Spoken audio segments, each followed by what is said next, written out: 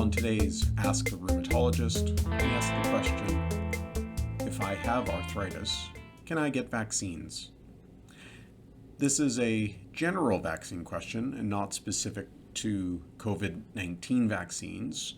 If you're looking for answers on that specifically, we have other videos posted as well as information on our website, although a lot of the principles here will also apply. So when it comes to arthritis and vaccines, there's three large areas that we need to consider. Which vaccine are we talking about? Or at least what type of vaccine are we talking about? Which form of arthritis?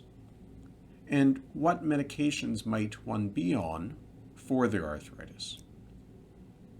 So first, in terms of the form of arthritis itself, as a reminder, broadly speaking, there are two types of arthritis. There's inflammatory arthritis or osteoarthritis. Osteoarthritis being the type of arthritis that most people mean when they say, I have arthritis. Whereas inflammatory arthritis is where rheumatologists often are most involved. So folks who have rheumatoid arthritis, psoriatic arthritis, ankylosing spondylitis. And we would also include other rheumatic conditions kind of under that inflammatory category, including things like lupus, vasculitis, polymyalgia rheumatica, and others. When it comes to osteoarthritis, it probably does not impact anything around vaccination. However, for rheumatic inflammatory conditions, it may in fact be more important to ensure your vaccines are up to date and getting done, as one might be at higher risk of being sick from infections because of the underlying inflammatory condition. When it comes to medications for rheumatic inflammatory conditions, most often we're talking about DMARDs as well as biologic DMARDs. These may impact safety or efficacy being how well a vaccine works. In general, biologic DMARDs may be more of a concern when it comes to efficacy, as opposed to traditional DMARDs such as Plaquenil, sulfasalazine, methotrexate, leflunomide. Prednisone would also be a concern in terms of efficacy of a vaccine if someone is on prednisone. When it comes to the vaccine itself, there's two key factors to consider: safety and efficacy, as we mentioned before. The vast majority of vaccines are safe for those with arthritis, but there are important exceptions. And these really include live vaccines. So vaccines that are constructed based on attenuating or making weaker a true virus. So in other words, these vaccines are injecting the infectious agent, the bug, a virus, into you. And that may not be safe for those with rheumatic conditions or on specific medications for them. In particular, these are not safe for those on biologic medications.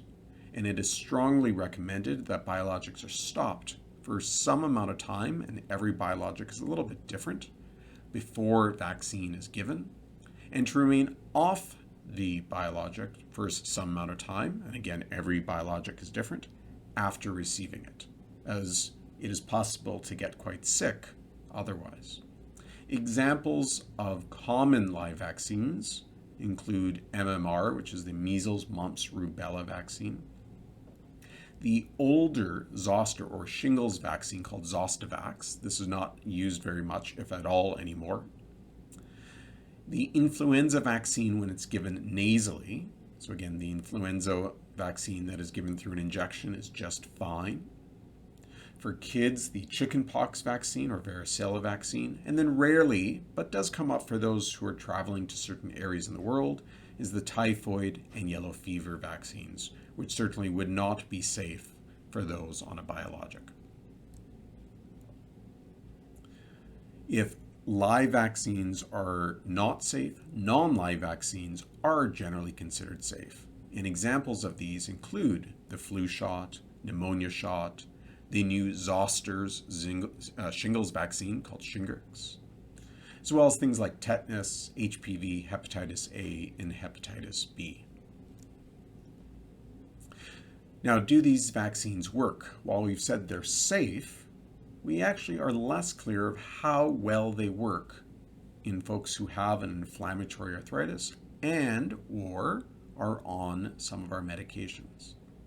There is some suggestion that antibody levels may not be the same as someone is healthy, and whether this is due to the disease or the medication may depend. And it's also unclear, though, if those antibody levels being a little lower, if this has real-world impact on how well the vaccine works. So will the vaccine work less well in our population or not? We do have some tips to improve how well a vaccine will work.